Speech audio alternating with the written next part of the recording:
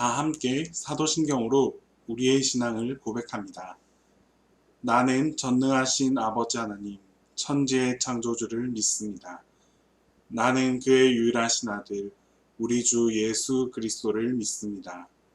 그는 성령으로 잉태되어 동정녀 마리아에게서 나시고 본디오 빌라도에게 고난을 받으사 십자가에 못 박혀 죽으시고 장사된 지 사흘 만에 죽은 자 가운데서 다시 살아나셨으며 하늘에 오르시어 전능하신 아버지 하나님 우편에 앉아 계시다가 거기로부터 살아있는 자와 죽은 자를 심판하러 오십니다.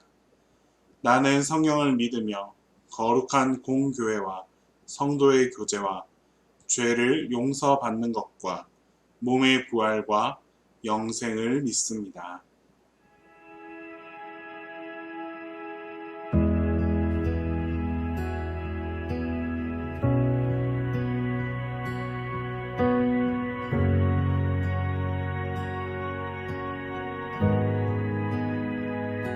주님 놀라우신 길을 만드는 기적의 주 어둠 속의 빛 그는 나의 하나님 약속을 이루시는 분 기적의 주 어둠 속의 빛 그는 나의 하나님 주 예수 이곳에 계셔 나 경배해 주 경배해 이곳에 운행하시며 일하시네 주 경배해 모든 맘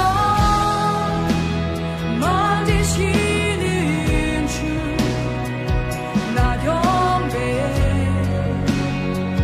주 경배해 우리 맘 치유하시네 나 경배해 주 경배해 놀라우신 길을 만드는 기적의 주 어둠 속의 빛 그는 나의 하나님 약속 이루시는 기적의 주 어둠 속의 빛 그는 나의 하나님 모든 삶 돌이키시네 나 경배해 주 경배해 우리 맘 회복하시네 나 경배해 주 경배해 주는 놀라우신 길을 만드는 기적의 주 어둠 속의 빛 그는 나의 하나님 약속을 이루시는 분 기적의 주 어둠 속의 빛 그는 나의 하나님 주는 놀라우신 길을 만드는 기적의 주 어둠 속의 빛 그는 나의 하나님 약속을 이루시는 분 기적의 주 어둠 속의 빛 그는 나의 하나님 나의 하나님 나의 하나님 나의 하나님 나의 하나님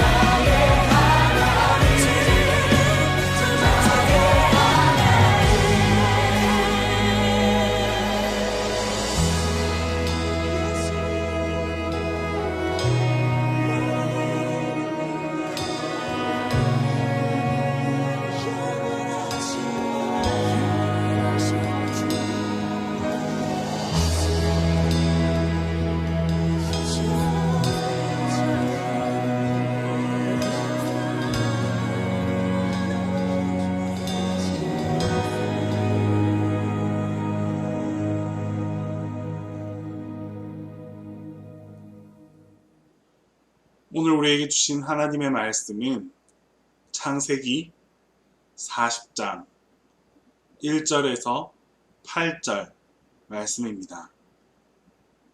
구약 성경 창세기 40장 1절에서 8절 말씀입니다. 그 후에 애굽 왕의 술 맡은 자와 떡 굽는 자가 그들의 주인 애굽 왕에게 범죄한지라. 바로가 그 두 관원장 곧 술 맡은 관원장과 떡 굽는 관원장에게 노하여 그들을 친위대장의 집안에 있는 옥에 가두니 곧 요셉이 갇힌 곳이라. 친위대장이 요셉에게 그들을 수종들게 하며 요셉이 그들을 섬겼더라. 그들이 갇힌 지 여러 날이라. 옥에 갇힌 애굽 왕의 술 맡은 자와 떡 굽는 자 두 사람이 하룻밤에 꿈을 꾸니 각기 그 내용이 다르더라. 아침에 요셉이 들어가 보니 그들에게 근심의 빛이 있는지라. 요셉이 그 주인의 집에 자기와 함께 갇힌 바로의 신하들에게 묻되 어찌하여 오늘 당신들의 얼굴에 근심의 빛이 있나이까. 그들이 그에게 이르되 우리가 꿈을 꾸었으나 이를 해석할 자가 없도다. 요셉이 그들에게 이르되 해석은 하나님께 있지 아니하나이까. 청하건대 내게 이르소서.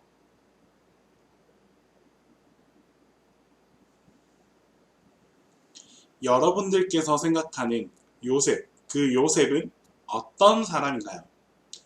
꿈을 꾸는 요셉, 혹은 축복받는 요셉, 아니면 역전 스토리의 요셉. 아마 다양한 그 모습의 요셉을 생각할 수 있습니다만 요셉의 삶은 결코 기쁨과 환희로 가득 찬 그런 인생만은 아니었습니다. 오히려 요셉의 삶의 대부분은 좌절과 절망의 연속이었습니다. 여러분 혹시 이곳이 어딘 줄 아십니까? 바로 이곳은 영화 기생충에 등장했던 자하문 터널 계단입니다. 위에서 아래로 이렇게 길게 뻗어져 있는 이 계단은 그 많은 의미를 우리에게 전달해 주었습니다. 영화 속에서도 주인공들이 이 계단을 수도 없이 오르락내리락 하는데 이것은 수직 구조 또는 빈부 계층을 보여주는 아주 상징적인 도구로 사용되었습니다. 지하에 있다가 그 주인 집에 가기 위해서 이 계단을 거쳐서 올라가야만 했고 그 부잣집에서 다시 자신의 집으로 내려올 때 이 계단을 거쳐서 내려왔습니다. 오르락 내리락 하면서 자신의 신분을 거짓 위장하고 또 자신의 신분에서 다시 본연의 모습으로 돌아오는 그 도구로 바로 이 계단이 사용되었던 것이죠. 이 계단은 봉준호 감독의 그 뛰어난 연출력을 보여준 바로 그런 특별한 장소였습니다. 그런데 얼마 전에 한국관광공사에서 또 이 계단이 등장했습니다. 한국관광공사에서 제작한 그 홍보 영상, 서울 홍보 영상에 이 계단이 나타났는데 그 영상이 유튜브를 통해서 전 세계적으로 아주 큰 인기를 얻게 되었고 이 계단은 별로 우리가 주목하지 않았던 그 계단이었지만 지금은 세계적으로 아주 핫 포인트, 관광 명소가 되어버렸습니다. 오늘 본문에 등장하는 이 요셉은 이런 상징적 계단에서 계속 계단 아래로 떨어져 가는 그런 사람이었습니다.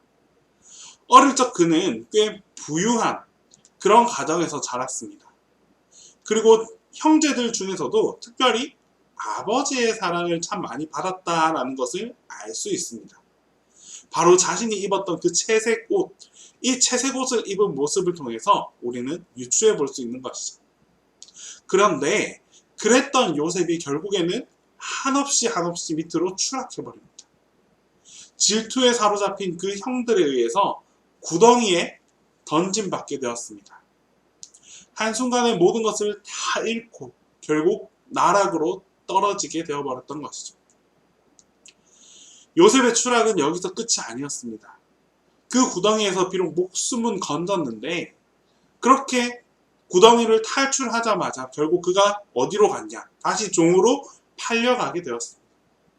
이렇게 종으로 지내는 것도 추락이었건만 그곳에서 그 팔려간 그 장소에서도 전혀 예상하지 못했던 또 다른 고난을 경험하게 됩니다. 바로 보디발의 아내를 만나게 된 것이죠. 이 아내와의 만남은 어땠습니까? 보디발의 아내는 이 요셉을 흠모했습니다. 하지만 요셉은 그런 보디발의 아내를 외면했습니다. 결국 보디발의 아내는 그의 술수를 부려서 보디발의 아내 자신을 취하려 했다라는 그 죄목을 뒤집어 씌워 요셉을 감옥에 갇히게 해버렸습니다.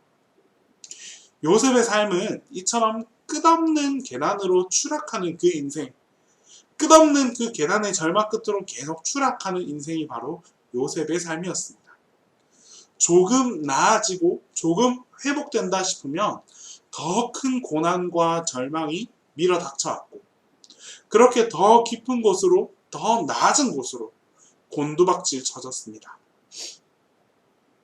만약 여러분이 이러한 추락을 경험하게 된다면 여러분은 그 상황을 어떻게 받아들이겠습니까? 한 번의 추락도 사실 견디기 힘든데 그런 추락이 계속 나에게 반복되어 나타난다면 과연 내 마음은 어떤 마음이 들겠습니까? 나의 힘과 나의 의지로는 도저히 이겨낼 수 없고 그 방법조차, 헤어나올 그 방법조차 보이지 않은 그런 상황 속에서, 그런 깊은 절망 속에서 과연 어떻게 빠져나올 수 있겠습니까?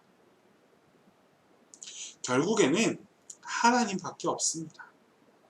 요셉은 자신이 서 있는 그 구덩이 속에서도 포기하거나 좌절하지 않았습니다.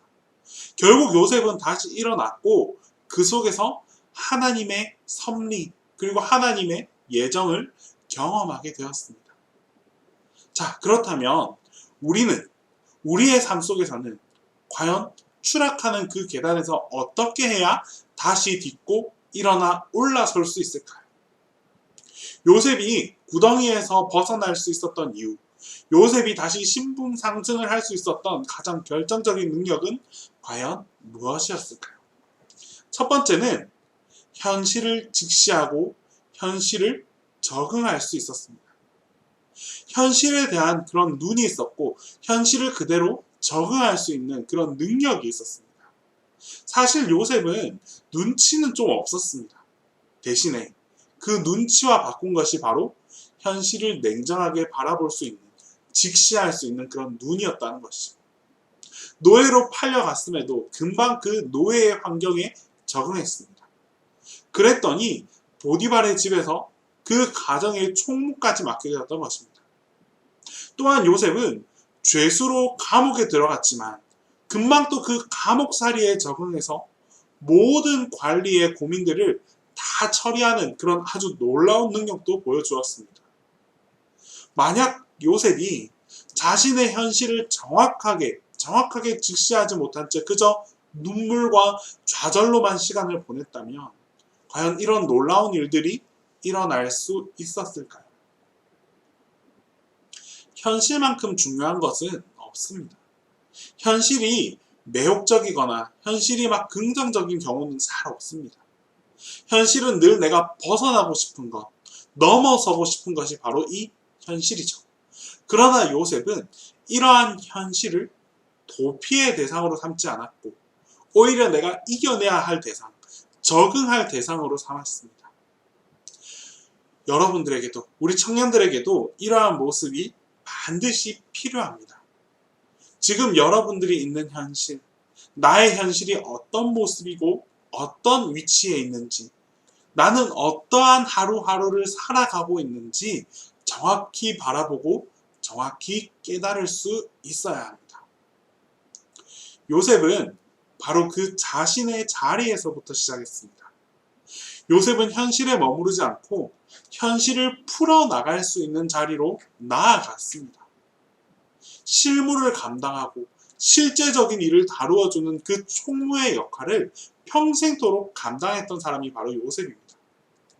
어렸을 때에는 아무도 알아주지도 않고 자칭 총무가 되어 형들의 잘못을 고발하기도 했고, 또 보디발의 집에서는 가정 총무의 일을 했고, 감옥에 갔을 때는 감옥의 총무, 바로 앞에 나아가서는, 바로 바로왕 앞에 나아가서는 국무총리까지 되었던 사람이 바로 요셉입니다. 이 말이 무슨 뜻인가요? 바로 어떠한 지위에 연연하지 말고 실제로 내가 일할 수 있는 자리로 나아가라는 것입니다. 이런 자리에 있는 사람은 결코 버림받지 않습니다. 이런 자리에 있는 사람은 항상 쓰임받고 필요로 하게 되는 사람이 되는 것입니다. 내가 없으면 안 되는 자리, 이 사람이 없어서는 안 되는 자리, 언제나 그 자리로 나아가기 위해서 내가 힘쓰고 노력하는 것. 그것이 바로 요셉의 능력이었고, 그런 요셉을 하나님께서 붙들어 주시고 사용해 주셨습니다. 또한 우리는 타인을 바라볼 수 있는 그런 눈이 필요합니다. 감옥에 갇힌 요셉에게는 또 한 가지 놀라운 모습을 발견할 수 있습니다. 여러분, 이런 상황에 만약 처해 있더라면, 내가 이런 상황에 빠져 있더라면 정말 자기 코가 석자라는 말이 딱 떠오르지 않을까요? 자기가 고난 가운데 있기 때문에 타인에 대한 관심은 점점점 멀어질 수밖에 없습니다. 그런데 여러분, 자기 문제에 매몰된 사람치고 그 문제를 스스로 이겨내거나 벗어나는 사람은 거의 찾아보기가 힘듭니다. 자기 문제를 풀기 위해 계속 그 문제에 매진하다 보면 그 문제 안에만 갇혀서 문제를 넘어서지 못하는 경우가 대부분입니다. 반면에 이 문제의 상황 속에서도 내가 아닌 다른 사람의 문제를 풀어주고 다른 사람의 문제를 해결해주기 위해 노력하다 보면 어느샌가 나도 모르게 그 자기 자신의 문제를 풀리는 경우가 종종 있습니다. 오늘 본문에 등장하는 이 요셉도 바로 그러한 케이스였습니다. 감옥에서 요셉의 일은 아침에 일어나서 주변인들의 얼굴빛을 살피는 것이었습니다. 즉, 다른 사람의 문제, 다른 사람의 고민을 살펴보는 것이 바로 요셉의 일이었습니다. 술 맡은 관원, 떡 맡은 관원은 당시 감옥에 어떻게 보면 실세 중에 실세였습니다. 이런 실세라면 그들의 표정 관리가 어떻겠습니까? 탁월할 수밖에 없었겠죠. 하지만 요셉은 그런 관원들의 얼굴빛마저도 읽을 수 있었습니다. 어떻게 요셉은 그들의 얼굴빛을 살펴볼 수 있었을까요? 영적인 능력이 있어서? 아니면 흔히 말하는 우리가 그 촉이 좋아서? 아닙니다. 요셉에게는 바로 그 사람들을 향한 관심이 있었습니다. 어떤 사람에게 관심을 갖게 되면 그 사람의 아주 작은 변화, 아주 미묘한 변화까지도 읽어낼 수 있습니다. 이러한 관심이 상대의 상태를 알 수 있게 해주고 또 이러한 관심이 상대의 어려움을 헤아릴 수 있게 도와줍니다. 여러분, 어떤 사람은 세상의 중심에 자기를 두는 경향이 있습니다. 내가 기쁘면 모두가 다 기뻐야 되고 내가 슬프면 모두가 다 슬퍼야 합니다. 이런 사람은 결코 그 구덩이에서 벗어져 나올 수 없습니다.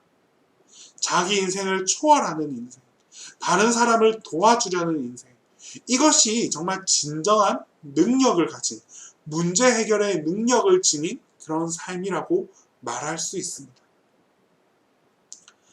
지금 혹시 여러분 가운데 어려움이 놓여져 있습니까? 내가 혹시 어려움의 그 틀 안에서 벗어나지 못하고 있습니까? 그렇다면 내 눈앞에 있는 그 구덩이만 바라보는 것이 아니라 주변에 혹시 같은 어려움을 겪는 이가 없는지, 같은 구덩이에 빠져서 벗어나기 위해 발버둥 치는 그런 사람 한 명이 없는지를 살펴보고 돌아볼 수 있기를 바랍니다. 내가 사랑하는 이들이 어려움을 겪고 있지는 않은지를 살펴볼 수 있는, 돌아볼 수 있는 그런 능력 있는 사람이 되어볼 수 있어야겠습니다. 나 자신의 문제는 하나님께 맡겨버리십시오. 나를 넘어서 다른 사람의 어려움마저 나눠지고 우리가 함께 공감해 줄 수 있을 때 어느 사이에 모든 문제가 해결되어 있는, 그리고 모든 구덩이로부터 함께 빠져나와 있는 그런 나를 발견하게 될 것입니다. 계단의 바닥에서 어느덧 벗어나 정상에 도착해 있는, 나 자신의 모습을 바라보면서 하나님의 능력과 하나님의 인도하심을 경험하며 살아갈 수 있는 그런 우리 청년들이 다 될 수 있기를 소망합니다. 기도하겠습니다.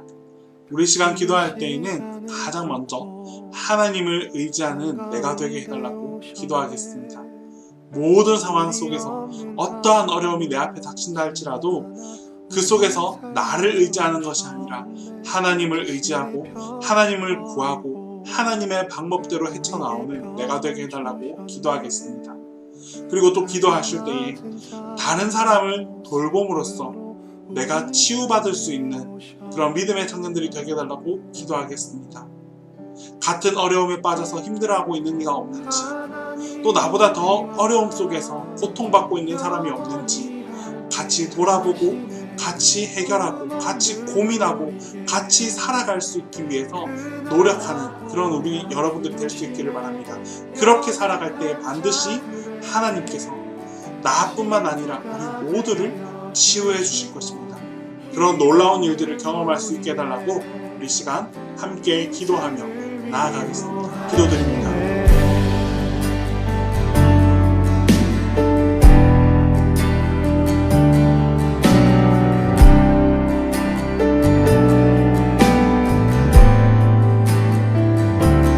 당신의 시간을 뚫고 땅 가운데 오셨네.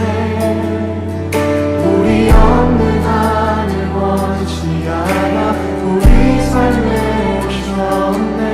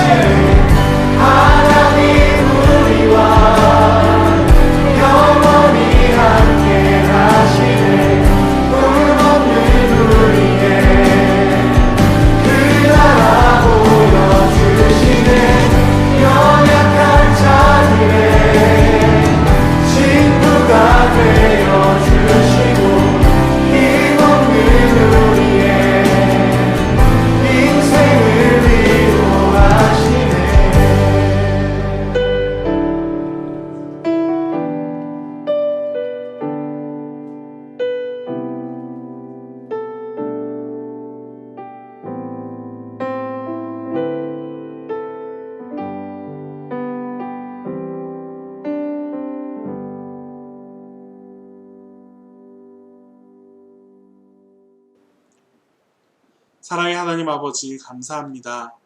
하나님 아버지, 나의 모든 의지가 하나님이 되게 하여 주시옵소서.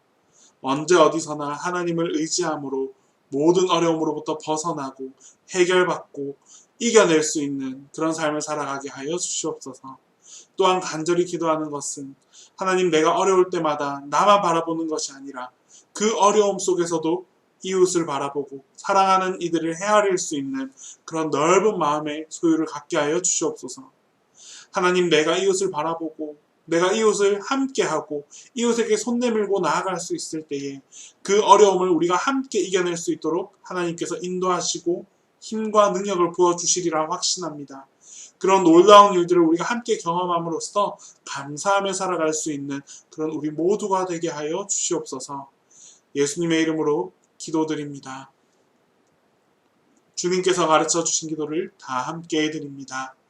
하늘에 계신 우리 아버지, 아버지의 이름을 거룩하게 하시며 아버지의 나라가 오게 하시며 아버지의 뜻이 하늘에서와 같이 땅에서도 이루어지게 하소서. 오늘 우리에게 일용할 양식을 주시고 우리가 우리에게 잘못한 사람을 용서하여 준 것 같이 우리 죄를 용서하여 주시고 우리를 시험에 빠지지 않게 하시고 악에서 구하소서. 나라와 권능과 영광이 영원히 아버지의 것입니다.